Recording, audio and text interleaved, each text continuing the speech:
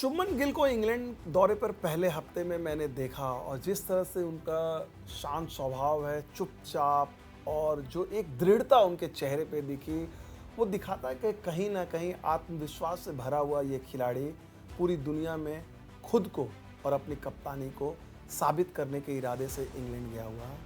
और शायद गिल के लिए सबसे बड़ी जो चुनौती है बल्लेबाज के तौर पे, टेस्ट बल्लेबाज के तौर पे है।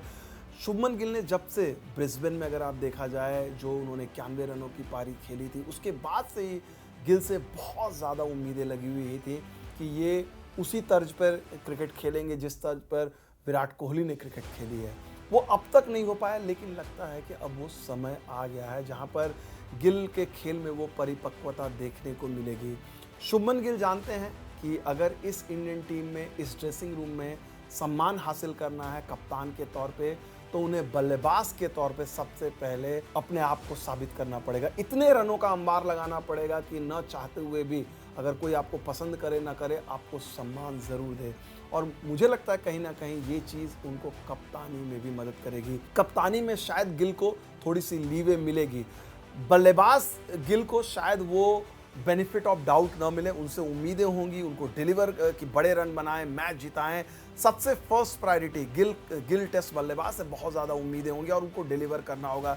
लेकिन कप्तान के तौर पर अगर गिल से थोड़ी बहुत चूक भी होती है और गिल अगर सपोज कीजिए कि बहुत बुरी तरह से सीरीज़ 5-0 4-0 से नहीं हारते हैं, तो शायद क्रिकेट जगत जो है उन पर निर्मम तरीके से प्रहार नहीं करेगा, हमले नहीं बोलेगा। क्योंकि हमें ये नहीं भूलना चाहिए कि गिल एक युवा कप्तान है, 25 साल की उम्र में वो कप्तानी कर रहे हैं और सीधे एक अवे सीरीज से, एक ऐसी जगह से, इंग्लैंड से शुरुआत कर रहे हैं जहां पर इंडिया ने पिछले 25 सालों में सिर्फ एक सीरीज जीती है, या यूं कहें 1986 से अभी अगर आप जोड़ लें तो लगभग 40 साल के दरमियान में इंडिया ने सिर्फ 2 सीरीज़ जीती है। तो इंग्लैंड हमेशा मुश्किल प्लेस रहा है सीरीज़ जीतने के लिए।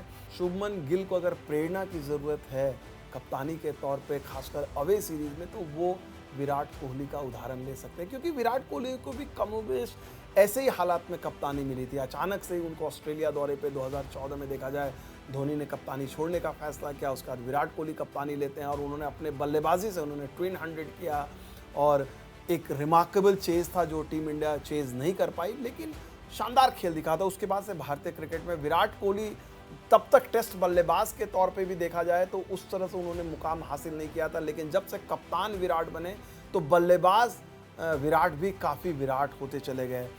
शायद टेस्ट बल्लेबाज अगर वो नाकाम होते हैं तो उनको क्रिटिसिज्म ज़्यादा मिलेगी, बाकायदा अगर ये तुलना करें कि टेस्ट कप्तान के तौर पे।